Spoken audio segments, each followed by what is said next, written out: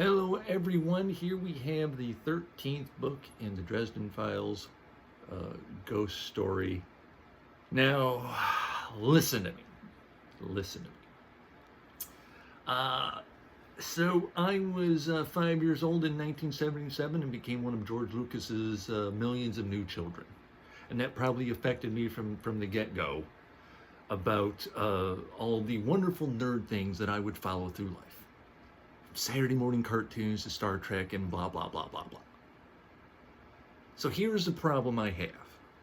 Pop culture references. Now, I actually like them.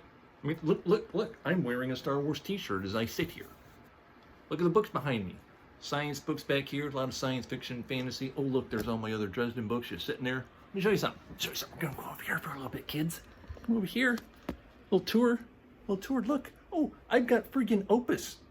I've got dragons. I've got more bookshelves. I got more friggin' bookshelves. I got Star Wars crap out the wazoo. Some of it's hanging off the wall there. Oh, what's this? Oh, that's a light up lightsaber.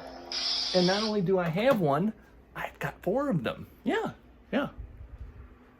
So I am a great big fat nerd, and I do indeed appreciate a good pop culture reference. Oh, there we go. There's even a really good one in this book where Archangel Uriel, God's CIA guy, is talking to Dresden. And in the book, there's this portion about a mind battle between another protagonist and the villain. And the protagonist uses a Star Trek bridge as her focal point to wage battle in her mind. And Harry goes back and forth with her about, really? Star Trek, Star Wars? Well, it turns out Archangel Uriel likes Star Wars better. That's a great reference. The problem is, this chunker of almost 600 pages must have some kind of pop culture reference on it. On about every other page, there's got to be at least 300 references to some kind of thing. The other Dresden books have them. They're littered with it. This one probably has more references to pop culture in it than maybe the previous 4, 5, or 6 books combined. It got tiring. Dear authors, we do not need that much. Hit it every once in a while. You've got this is a urban fantasy.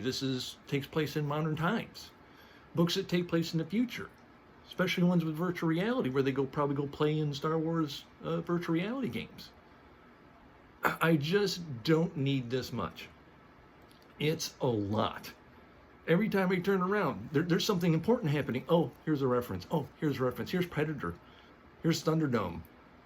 Here's Highlander. Star Wars, Star Trek. Blah, blah, blah, blah, blah, blah, blah, blah, blah, blah. Dude, be your own pop culture reference. You don't need that many of everything else. It doesn't matter that the main character, it doesn't matter that the author, it doesn't matter that the main character are great big fat honking nerds like I am. You don't need to do this to this extent. It's terrible. Ugh. Having said that, I will say that this is the least of all the Dresden books so far. But it's not a bad book. It's just, it doesn't measure up quite to the other ones, completely aside from my rant up to this point. So Harry got killed at the end of the last book. Someone shot him. And so here he is in the afterlife. And he gets there's a lot of, your own mind affects what you're perceiving in the afterlife. And in this case, he goes somewhere that looks like an office building and kind of a netherworld copy of Chicago. And he gets put on a mission to find his own killer. And off he goes. He finds out very quickly it's been 6 months since he died. Whoa. He feels like it's only been a few minutes. Everyone not everyone, but a large portion of the characters from his life they've been dealing with what he normally deals with for the past 6 months. And one character even tells him, look, we've had it rough because there's a lot of monsters and bad guys out there in the supernatural world who avoid this area because they know you're in it. Now that you're gone for the past 6 months, they've been coming here wreaking all kinds of havoc. A previous villain shows her face, called Corpse Taker.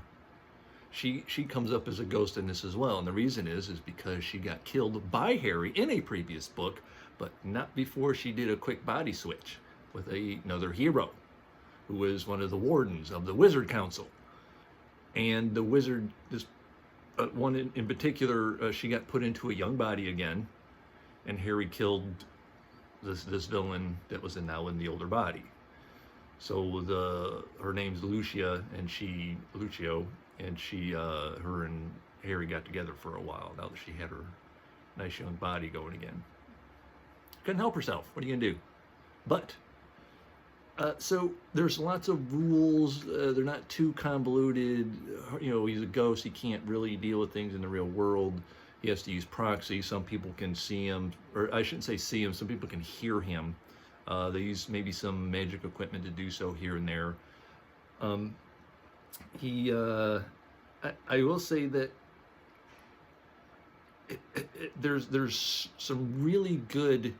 There's a huge moment of introspection in here from Harry that, pardon my pop culture reference, it's the closest thing I've read to where he sits there like some kind of, I'm not even going to make the pop culture. All I'm going to say is it's about him analyzing his use of anger in his life. And he will go off on righteous destruction. In the previous book, someone kidnapped his daughter that he did not even know he had, and that was it. A switch went off, and he went in ready to burn the world, as he puts it, just to get her safe. And upon success, he even joked with himself, if I had to burn the world to get her, I would, and me and her would sit around roasting marshmallows over that fire.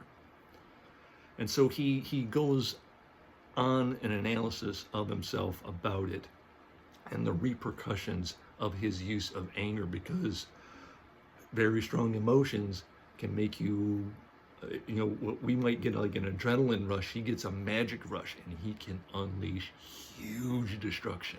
He is a powerhouse if properly pissed off.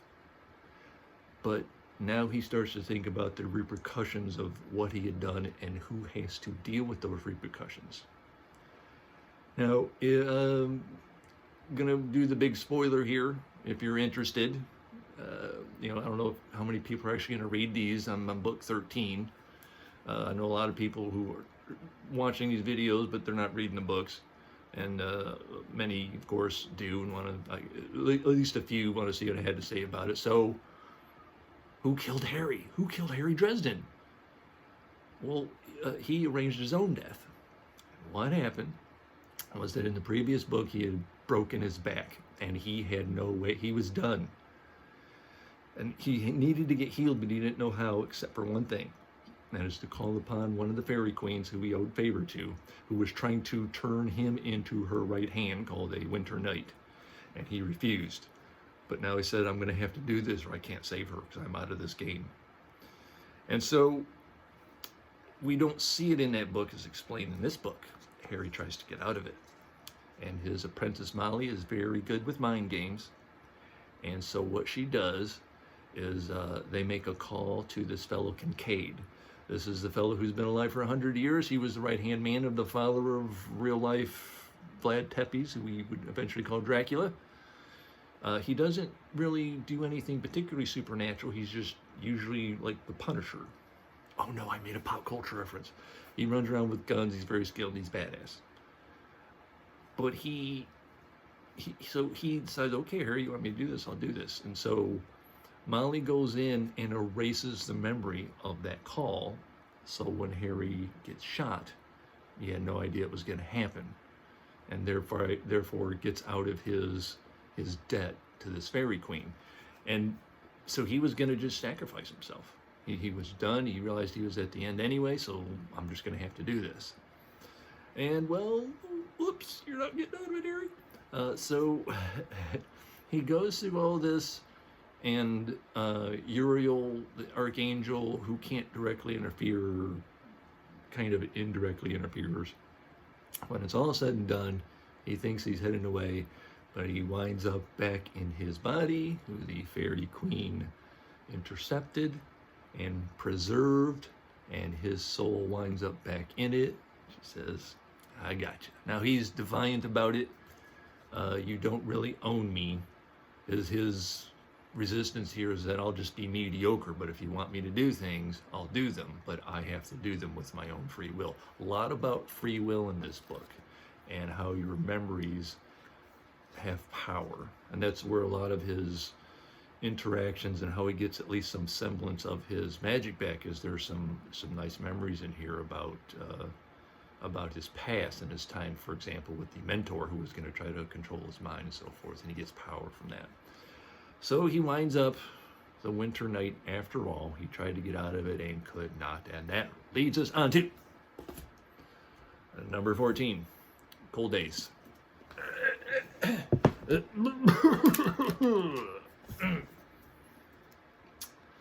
After being murdered and then brought back to life, Harry Dresden soon realizes that maybe death wasn't all that bad, because he is no longer Chicago's only professional wizard.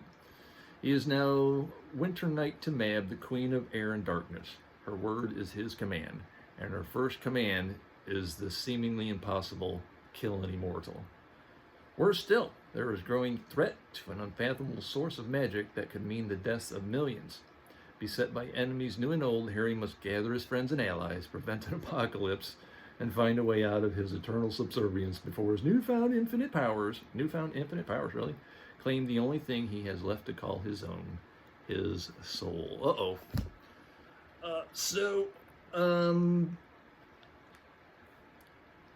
Like I said in the previous book, he had gone to save the daughter he didn't know he had. So in this book, he's not able to go see her because he's dead. However, turns out she is now adopted by the family that he was affiliated with, who called him family. After it's one of these three people, they're like modern day knights who wield these swords of power that contain the nails used in the crucifixion.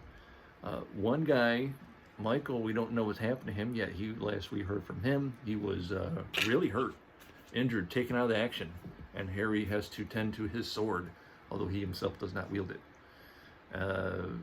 There's one guy running around with this Russian fella. Two of them are in Harry's care until he can find wielders for them, one of which, come on, Murphy, you want to pick those up, let's go. And so it is that but the guy Michael, he had a family, a wife who hated Harry because the husband kept coming back damaged, and in this case possibly permanently. Daniel, he has a son, Daniel. He has a bunch of kids, but he has Daniel, who showed up in this one. Guess what? He got injured. And so that's where his daughter Maggie is with that family. But now he can't go see her because, lo and behold, he's got to go serve the Fairy Queen. So at some point, is he going to get out of it in this book? This is 14. We're going up to 17 that are published, and then everybody's waiting on 18, and then there's 7 more after that. So I can't imagine it's all going to be fairy throughout. So perhaps he'll get out of it in this book and continue on. Maybe be a detective again at some point, but that seems to be kind of in the past that he's going to be a detective. Too much is happening. He's dealing with Uriel, one of the archangels, who's having a hand in his life, and he's just going to go back being a detective. It just seems such a small thing. So he's, I think, graduated beyond all of that. So that's it. Election day coming up. Go vote. So Cold Days to Thursday, maybe, if I push myself. Is this a big chunk or two? Oh, this is over 600 pages. All right, fine. I got time off. Over 600 some pages. Thank you very much. See you in a few days. Enjoy the rest of your week. Bye-bye.